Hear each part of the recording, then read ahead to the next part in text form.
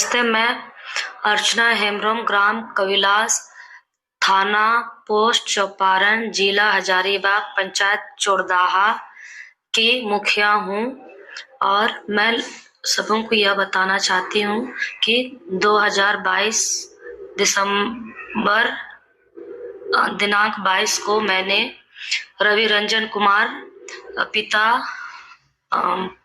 राजकुमार यादव, ग्राम सिलोदर, post Chauparan, थाना चौपारण, जिला हजारीबाग से कोर्ट मैरिज की थी।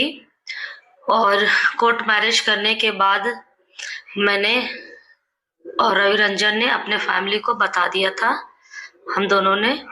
और लड़के के परिवार वालों के द्वारा मुझे कहा गया कि रखेंगे। उसके बाद इसी तरह से बार बार कह के मुझे टाल मटोल करते करते लगभग अभी 1 साल 2 महीना होने वाला है और अभी तक मुझे साथ में नहीं रखे। शादी के बाद से ही मैं रेंट में चौपारण में रह रही हूँ और यहाँ का जो भी खर्च होता है वो रेंट और खाना पीना सारा चीज का वहन मैं खुद करती हूँ। लड़के के द्वारा मुझे कोई भी सहायता नहीं दी जाती है और लड़के के द्वारा हमेशा मारपीट किया जाता है, जिसके कारण मेरे कान का पर्दा 3 बार फट चुका है और अभी तक उसका इलाज चल रहा है। और एक बार लड़के के द्वारा मार्केट में, चौपारण मार्केट में रात 10 बजे बुलाकर मेरे साथ काफी मारपीट किया गया, जिससे मेरे पूरे शरीर पे फोका हो गए थे और मुझे उसका भी इलाज कराना पड़ा।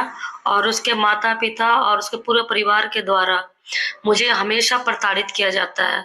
उनके पिता राजकुमार यादव, उनकी माता कुंती देवी, उनकी बहन अनुराधा कुमारी, सोनी कुमारी, जीजा जी और राजन यादव और सुनील यादव के द्वारा मुझे हमेशा टॉर्चर किया जाता है कि तलाक दे दो। और मुझे हमेशा नीचे जाति की लड़की कह के, आदिवासी कह के हमेशा गाली गलौज भी किया जाता है। और मुझे रवि रंजन कुमार ने 2 सप्ताह पहले मुझे जान से मारने की धमकी दी थी।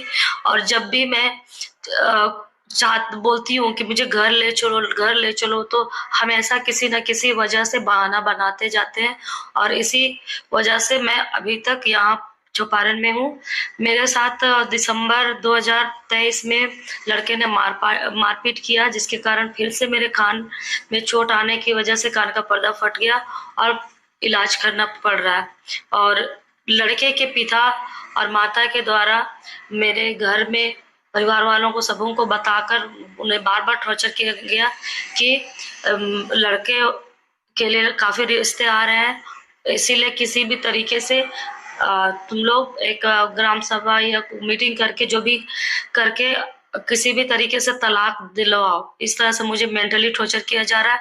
और जो भी काम मैं पंचायत में करती हूँ उसमें उनके पिता राजकुमार यादव के द्वारा मुझे हमेशा तंग किया जाता है, परेशान किया जाता है, किसी भी काम को करने में हमेशा बाधा पहुंचाया जाता है।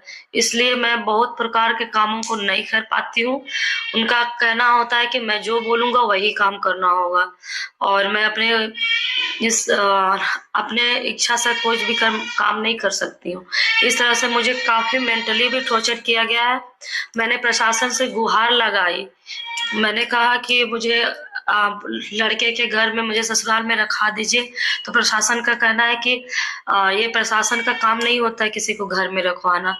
तो काफी मैं परेशान हो चुकी हूँ और सबों के पास थाना चौपारण, उसके बाद डीएसपी, एसपी, डीसी, सबके पास मैंने आवेदन दिया है। इसके बावजूद भी कोई कार्रवाई नहीं हो रही है और इस वजह से मैं चाहती हूँ कि इस तरह से टॉर्चर ना करे। और उनकी माता कुंती देवी के द्वारा 16 फरवरी 2024 को हमारी चाची के साथ वो काफी गाली गलौज की और जाति सूचक शब्दों का प्रयोग किया और काफी धमकी देते हुए, मतलब नीच जात कहते हुए वे लोग कह रहे हैं कि अपनी बेटी को तुम लोग समझाओ, अपने पास रखो, हम लोग नहीं रखना चाहते हैं।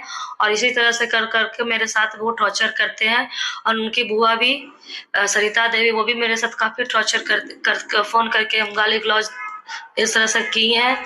और लड़के को भी मेरे साथ इसी तरह से करते रहता है और साथ में नहीं रखते। और मैं आज 18 फरवरी 2024 को उसके घर जा रही हूँ और मेरे प्रशासन कोई मदद नहीं कर रही है, तो प्रशासन कहना है कि आप खुद जाइए, इस तरह से कहना है। तो मैं अब सबसे थक चुकी, इसलिए लास्टली मैं ये कदम उठा रही हूँ कि मैं खुद अकेले जा रही हूँ और मैं वहाँ पर रहना चाहती हूँ।